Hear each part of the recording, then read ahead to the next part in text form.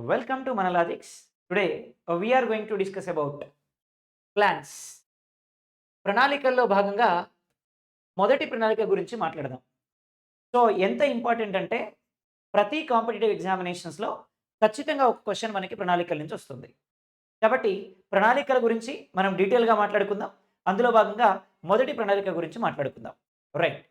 So మొదటి ప్రణాళిక యొక్క కాలం, సో టైమ్, పీరియడ్ ఎప్పటి నుంచి ఎప్పటి వరకు సార్ అంటే 1951 నుంచి 56, 1951-56. అలాగే మోడల్ ఎవరిది? ఎవరు తయారు చేశారు ఈ ప్రణాళికని అంటే హరెడ్ డోమర్. సో హరెడ్ డోమర్ ప్లాన్ అంటాం మనం దీన్ని.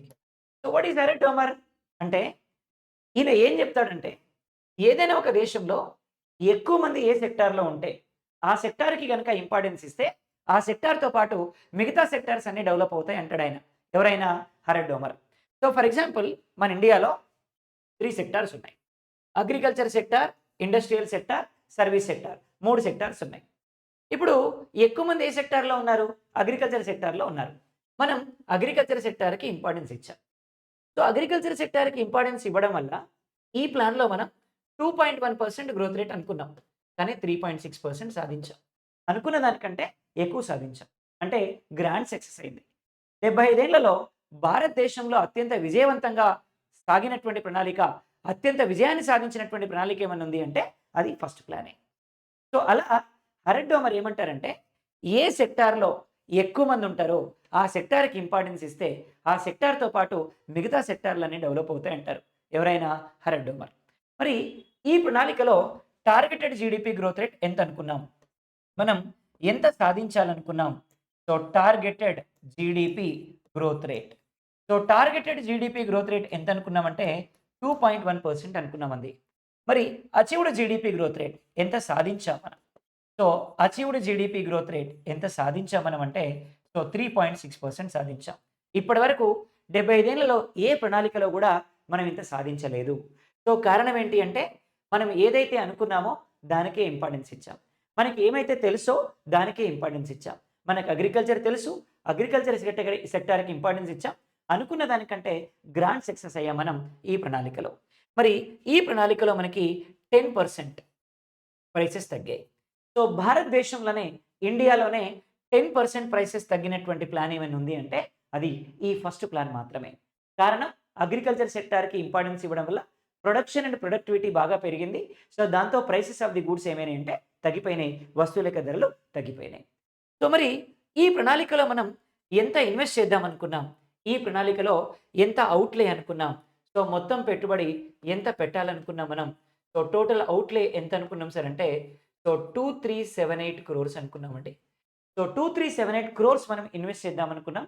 కానీ యాక్చువల్‌గా ఇన్వెస్ట్ చేసింది ఎంత అంటే వాస్తవంగా పెట్టినటువంటి పెట్టుబడి ఎంత అంటే సో 1960 క్రోర్స్ మాత్రమే ఇన్వెస్ట్ చేశాం.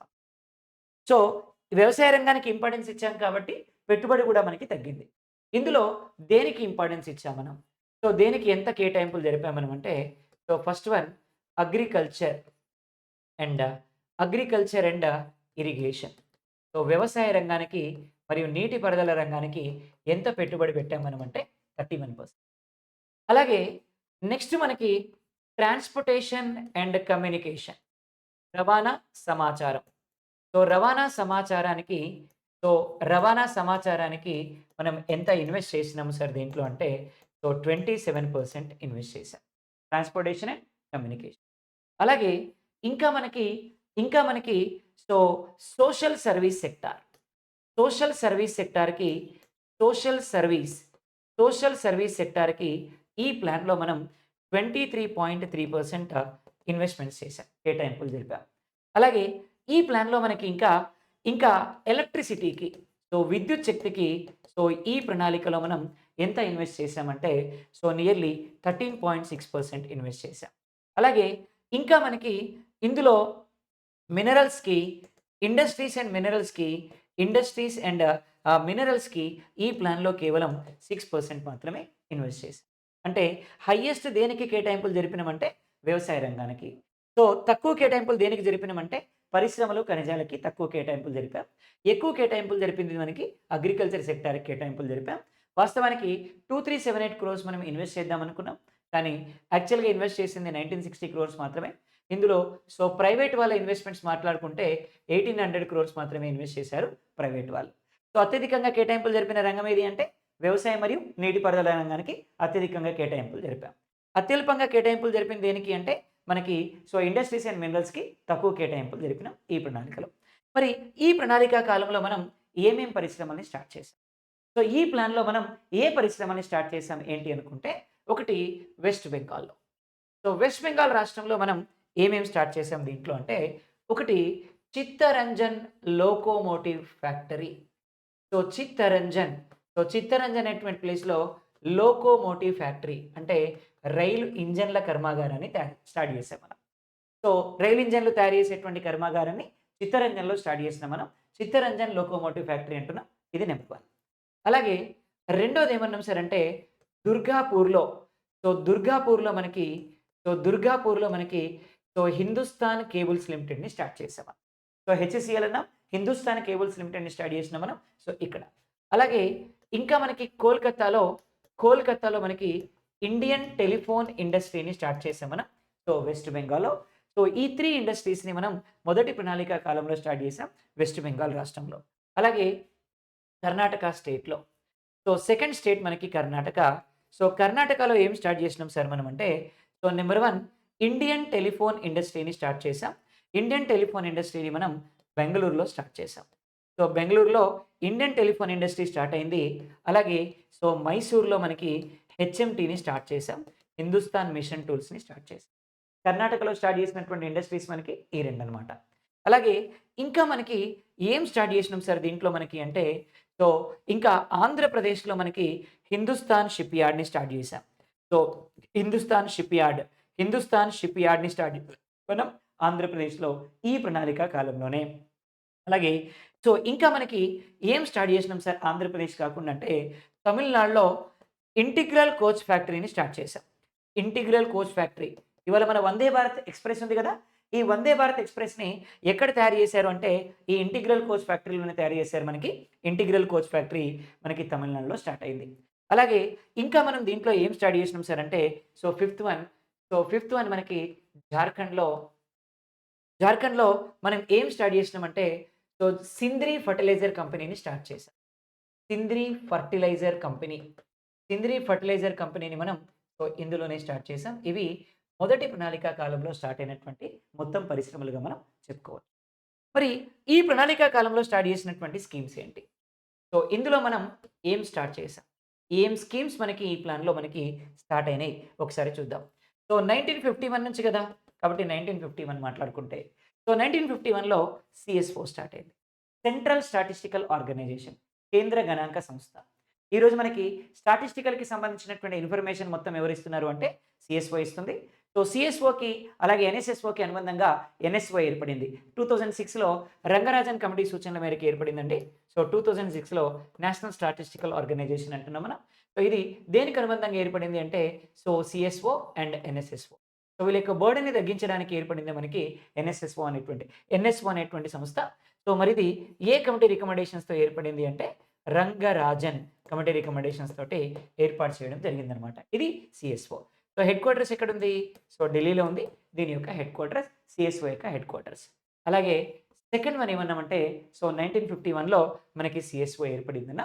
అలాగే ఇదే 1951లో మనకి ఐఆర్‌డీఏ స్టార్ట్ అయింది. సో ఐఆర్‌డీఏ స్టార్ట్ అయిందండి. ఐఆర్‌డీఏ అంటున్నాం మనం. ఇండస్ట్రియల్ రెగ్యులేటింగ్ డెవలప్‌మెంట్ అథారిటీ అంటున్నాం. సో ఏంటి sir industrial regulating development authority అంటే ఈరోజు ఇండస్ట్రీస్‌ని పెట్టడానికి మనం ఖచ్చితంగా ఏం చేయాలి అంటే లైసెన్సుల్ని తీసుకోవాలి. సో ఆ ఇండస్ట్రీస్‌కి కావాల్సినటువంటి లైసెన్సులు ఇచ్చే ఆర్గనైజేషన్ ఏది అంటే మనకి ఐఆర్‌డీఏ అన్నమాట. సో ఈ ఐఆర్‌డీఏని మనం 1951లో ఎస్టాబ్లిష్ చేసాం. ఫస్ట్ 5 ఇయర్ ప్లాన్‌లో ఎస్టాబ్లిష్ చేసాం. Industrial regulating development authority. So industrial regulating development authority మనకి ఎస్టాబ్లిష్ అయింది. ఏ ఇయర్‌లో ఎస్టాబ్లిష్ అయిందంటే సో 1951లో ఎస్టాబ్లిష్ అవ్వడం జరిగింది. అలాగే సో 1952 అన్నాం మనం. సో 1952లో మనకి ఏం స్టార్ట్ అయింది సార్ అంటే సో ఫస్ట్ టైమ్ మనకి దేశంలోనే ఫ్యామిలీ ప్లానింగ్ ఆపరేషన్స్‌ని అనౌన్స్ చేశాం. సో భారతదేశంలోనే మొట్టమొదటిసారిగా ఫ్యామిలీ ప్లానింగ్ ఆపరేషన్స్ని ఏ ప్లాన్లో అనౌన్స్ చేశారు అంటే సో 1952లో అనౌన్స్ చేయడం జరిగింది. సో మీ అందరికీ తెలుసు భారతదేశంలో సో 1952లో మనకి ఫ్యామిలీ ప్లానింగ్ ఆపరేషన్స్ వచ్చాయి.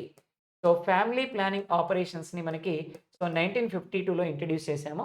సో 1976లో కంపల్సరీ ఫ్యామిలీ ప్లానింగ్ వచ్చిందనమాట.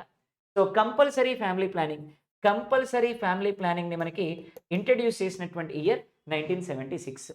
కానీ ఫ్యామిలీ ప్లానింగ్ వచ్చింది ఏ ఇయర్‌లో అంటే 1952లో. కంపల్సరీ ఫ్యామిలీ ప్లానింగ్ ఎప్పుడొచ్చింది అంటే సో 1976లో రావడం జరిగింది. Compulsory family planning. Right. So అలాగే మనకి జూలై 11ని మనం పాపులేషన్ డేగా జరుపుకుంటున్నామండి. సో పాపులేషన్ డేగా జరుపుకుంటాం మనం. సో జూలై 11ని అలాగే మనకి ఇంకా చెప్పాలి అంటే సో 2024లో మనకి వరల్డ్‌లో ఇండియా నంబర్ 1 పాపులేషన్‌లో రికార్డుని సాధించడం జరిగింది. అలాగే ఈ డబ్ల్యూహెచ్ఓ ప్రకారం యాక్చువల్‌గా మనం 2029లో డబ్ల్యూహెచ్ఓ ప్రకారం 2029లో మనం వరల్డ్‌లో నంబర్ 1 కావాలి పాపులేషన్‌లో.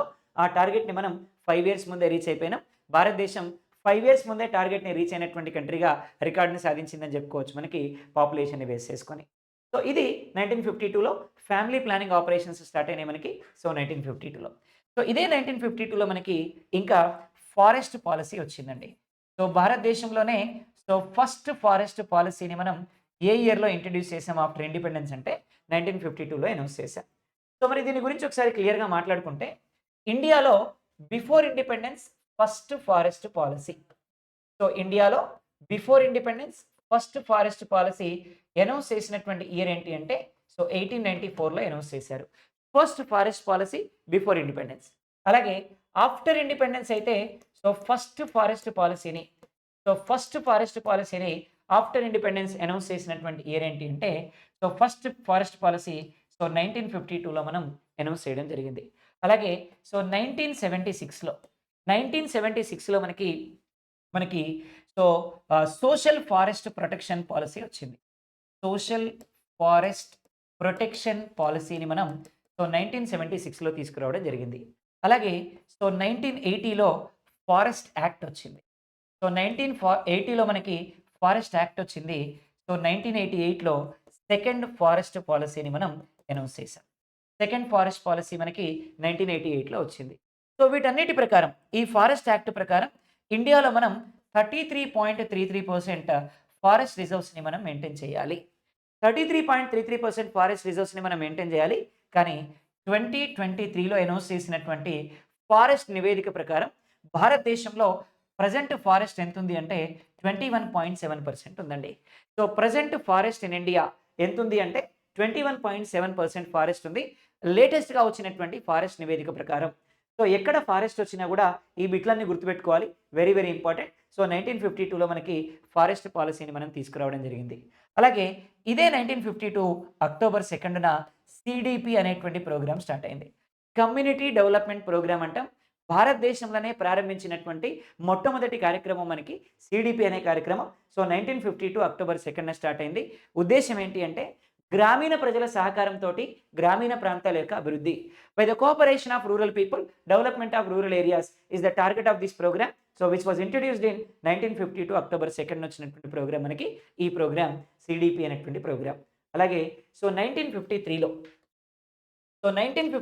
మనకి సో ఎన్ఈఎస్ఎస్ అనేటువంటి ప్రోగ్రామ్‌ని స్టార్ట్ చేశారండి. నేషనల్ ఎక్స్‌పాన్షన్ సర్వీస్ స్కీమ్ అంటున్నాం మనం. జాతీయ విస్తరణ సేవా పథకం అంట. ఇది 1953లో అనౌన్స్ చేసినటువంటి ప్రోగ్రామ్. సో 1953లో NESS national expansion service scheme అంటున్నాం మనం. 1953లో అనౌన్స్ చేయడం జరిగింది దీన్ని. సో ఇది ఏమంటున్నాం దీని యొక్క ఉద్దేశ్యం అంటే ప్రభుత్వ పథకాల్ని, ప్రభుత్వ సేవల్ని ప్రజలకు అందించాలి. So providing government services to the public is the responsibility of this programme which was introduced in 1953. అలాగే సో 1954లో మనకి సిడో అనేటువంటి ప్రోగ్రామ్ స్టార్ట్ అయిందండి. స్మాల్ ఇండస్ట్రియల్ డెవలప్మెంట్ ఆర్గనైజేషన్ అంటున్నాం. చిన్న తరహా పరిశ్రమల యొక్క అభివృద్ధి కార్యక్రమం అంటాం. That is సిడో. సిడోని మనం 1954లో అనౌన్స్ చేయడం జరిగింది. సో 1954లో స్మాల్ ఇండస్ట్రియల్ డెవలప్మెంట్ ఆర్గనైజేషన్ వచ్చింది. అలాగే సో 1955 గురించి మాట్లాడుకుంటే సో 1955లో మనకి State Bank of India nationalisation జరిగిందండి. So State Bank of India nationalisation జరిగింది మనకి 1955లో. వాస్తవానికి స్టేట్ బ్యాంక్ ఆఫ్ ఇండియా అనేది ఎలా స్టార్ట్ అయింది సార్ అంటే, ఇక్కడ బ్యాంక్ ఆఫ్ బెంగాల్ స్టార్ట్ అయింది. సో, బ్యాంక్ ఆఫ్ బెంగాల్ అనేది మనకి 1806లో స్టార్ట్ అయింది. అలాగే బ్యాంక్ ఆఫ్ బొంబాయి స్టార్ట్ అయింది. సో, బ్యాంక్ ఆఫ్ బొంబాయి అనేది 1840లో స్టార్ట్ అయింది. ఇక్కడ బ్యాంక్ ఆఫ్ మెడ్రాస్ స్టార్ట్ అయింది. ఇది 1843లో స్టార్ట్ అయింది. ఈ 3 బ్యాంకుల్ని కలిపి 1921లో ఇంపీరియల్ బ్యాంకుగా కన్వర్ట్ చేశారు. సో, ఈ 3 బ్యాంకుల్ని కలిపి 1921లో ఇంపీరియల్ బ్యాంకుగా కన్వర్ట్ చేశాం. సో, ఇండిపెండెన్స్ తర్వాత దీనికోసం ప్రొఫెసర్ గోర్వాలా అనేటువంటి కమిటీని అపాయింట్ చేశారు. సో, ప్రొఫెసర్ గోర్వాలా కమిటీ సూచనల మేరకి 1955 జూలై 1న 1955 జూలై 1న ఈ ఇంపీరియల్ బ్యాంకుని కాస్త మనం ఎలా మార్చినామంటే స్టేట్ బ్యాంక్ ఆఫ్ ఇండియాగా మార్చాం. అలా మారుతూ వచ్చిందనమాట మనకి స్టేట్ బ్యాంక్ ఆఫ్ ఇండియా అనేది. ఎస్బీఐని నేషనలైజ్ చేశారు మనకి 1955లో. So, State Bank of India established in 1955 July 1. Hyderabad మన ముంబైలో ఉంది. దీని యొక్క headquarters Nariman point Mumbai. So, ఇది ఎస్బీఐ స్టార్ట్ అయింది. అలాగే ఐసీఐసీఐ స్టార్ట్ అయింది. Industrial credit investment corporation of India అంటున్నాం మనం. సో, ఈ ఐసీఐసీఐ అనేది ఇండస్ట్రియల్ డెవలప్మెంట్ కోసం స్టార్ట్ అయినటువంటి బ్యాంక్ ఫస్ట్ మనకి. తర్వాత ఈ ఐసీఐసీఐని 1994-95లో 94-95లో మనకి దీన్ని ప్రైవేట్ సెక్టార్లో కన్వర్ట్ చేయడం జరిగింది. ఐసీఐసీఐ అనేది 94-95లో ప్రైవేట్ బ్యాంకుగా కన్వర్ట్ అయిపోయింది. సో, దేశంలోనే మొట్టమొదటిసారిగా క్రెడిట్ కార్డుని ఇంట్రడ్యూస్ చేసినటువంటి బ్యాంక్ ఏది అంటే ఐసీఐసీఐ అనేటువంటి బ్యాంక్. దేశంలోనే మొట్టమొదటిసారిగా క్రెడిట్ కార్డ్ని ఇంట్రడ్యూస్ చేసింది మనకి ఈ బ్యాంకే, మనకి ఐసీఐసీఐ అనేటువంటి బ్యాంక్. సో, 1955లో ఐసీఐసీఐని కూడా స్టార్ట్ చేయడం జరిగింది. అలాగే ఇదే సంవత్సరంలో నిత్యావసర వస్తువుల చట్టం వచ్చింది. సో, నిత్యావసర వస్తువుల చట్టం అంటున్నాం మనం. సో, ఏవైతే రెగ్యులర్ కమోడిటీస్ ఉన్నాయో వాటి ప్రైసెస్ని కంట్రోల్ చేయడానికి ఒక చట్టాన్ని తీసుకొచ్చాం మనం. ఆ చట్టం పేరే నిత్యావసర వస్తువుల చట్టం. సో, ఈ చట్టం 1955లో మనకి తీసుకురావడం జరిగింది. అలాగే 1955లో డిసెంబర్ 10న నాగార్జున సాగర్ ప్రాజెక్ట్. సో, ఈ నాగార్జున సాగర్ ప్రాజెక్టుకి ఫౌండేషన్ వేయడం జరిగింది. ఆ రోజు జవహర్లాల్ నెహ్రూ గారు వచ్చారు ఈ ప్రాజెక్టుకి ఫౌండేషన్ వేయడానికి. ఆయన ఈ ప్రాజెక్టు యొక్క ఇనాగ్రేషన్ చేసేటప్పుడు ఒక మాట అన్నారు, ప్రాజెక్టులే ఆధునిక దేవాలయాలు అని. సో, ఏ ప్రాజెక్ట్ ఇనాగ్రేషన్ సందర్భంగా జవహర్లాల్ నెహ్రూ ప్రాజెక్టులని ఆధునిక దేవాలయాలు అన్నారు అంటే నాగార్జున సాగర్ ప్రాజెక్ట్ ఇనాగ్రేషన్ సందర్భంగా 1955 డిసెంబర్ 10న ఈ ప్రాజెక్టుకి శంకుస్థాపన చేశారు ఈయన. కానీ ఈ ప్రాజెక్టు ఓపెనింగ్ ఎప్పుడు జరిగిందంటే 1967లో జరిగింది. ఆనాడు ఇందిరాగాంధీ గారు మళ్ళీ దీంట్లో నుంచి నీళ్లు వదిలేయడం జరిగింది. కానీ ఫౌండేషన్ వేసింది మాత్రం డిసెంబర్ 10న. సో, ఇదే ఇయర్లో మనకి బాక్రా నంగల్ ప్రాజెక్ట్ అంటున్నాం మనం. సో, బాక్రా నంగల్ ప్రాజెక్ట్ అనేది మనకి హిమాచల్ ప్రదేశ్లో ఉంది. ఇది 4 రాష్ట్రాల కంబైన్డ్ ప్రాజెక్ట్. రాజస్థాన్, అలాగే హిమాచల్ ప్రదేశ్, పంజాబ్, హర్యానా ఈ 4 రాష్ట్రాలు కలిపి కట్టుకున్నటువంటి ప్రాజెక్టు మనకి బాక్రా నంగల్ ప్రాజెక్టు.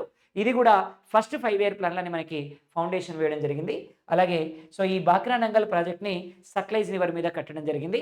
అలాగే ఇంకొకటి హిరాకుడ్ అనేటువంటి డ్యామ్ కూడా ఈ ప్లాన్లోనే మనకి స్టార్ట్ చేయడం జరిగింది. హిరాకుడ్ డ్యామ్ని మనకి ఒడిశాలో నిర్మించారు.